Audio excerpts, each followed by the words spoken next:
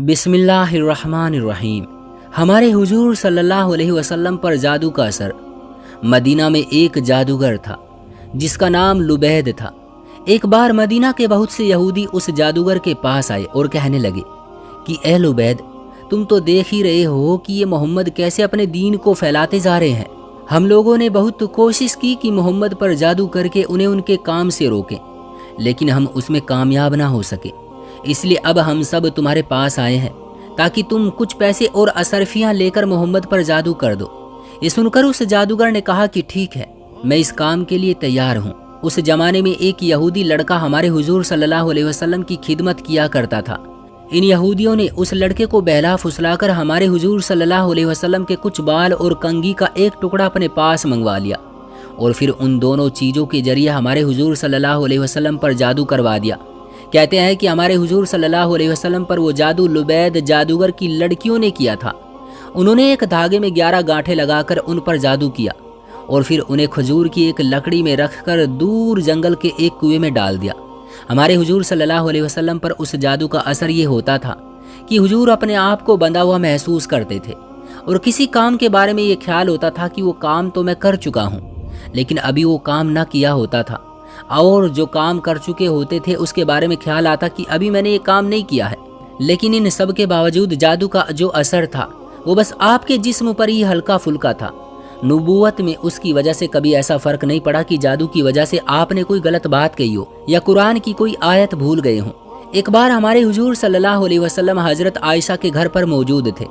آپ نے خوب دعا کی اور اس کے بعد آپ کو نیند آ گئی اور آپ سو گئے۔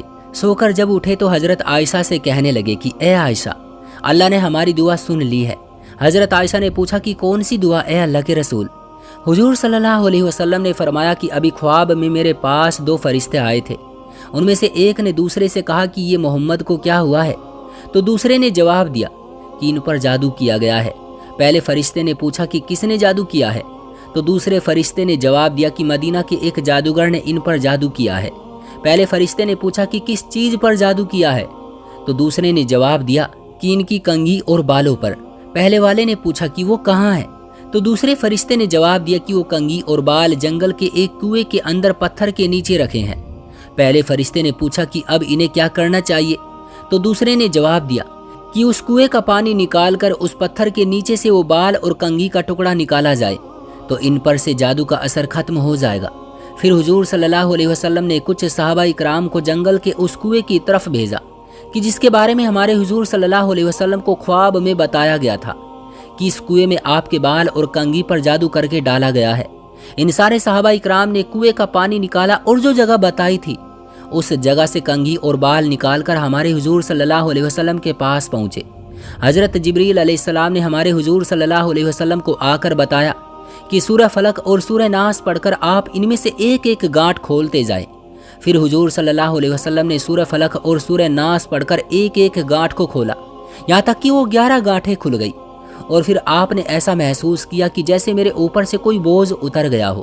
ان سب کے بعد لبید جادوگر کو بلایا گیا اور اس سے پوچھا گیا تو اس نے اپنے جرم کا اقرار کیا کہ ہاں میں نے ہی آپ پر جادو کیا تھا۔ ہمارے حضور صلی اللہ علیہ وسلم نے اسے معاف کر دیا اور کوئی سزا نہ دی۔ ہمارے حضور صلی اللہ علیہ وسلم پر جادو کا اثر اللہ کے حکم سے ہوا تھا، کیونکہ ہمارے حضور صلی اللہ علیہ وسلم بھی ایک انسان تھے، لیکن اس کی وجہ سے ہمارے حضور صلی اللہ علیہ وسلم کی نبوت پر کوئی اثر نہ پڑا۔ دوستو، ہمارے نبی کو طرح طرح سے ستایا گیا، پر انہوں نے کبھی کسی کو برا بھلا نہ کہا اور سب کے ساتھ اچھا سلوک کیا۔ امید کرتا ہوں کہ آپ نے اس سے بھی کچھ سیکھا ہوگا۔ کمنٹ باکس میں اپنی رائے ضرور دیجیے گا۔ ویڈیو کو لائک کر دیجیے اور چینل کو سبسکرائب کر لیجیے گا تاکہ آنے والی ہر اگلی ویڈیو آپ تک سب سے پہلے پہنچ جائے۔ ملتے ہیں ایسی ہی اچھی اور سچی ویڈیو کے ساتھ، تب تک کے لیے اللہ حافظ۔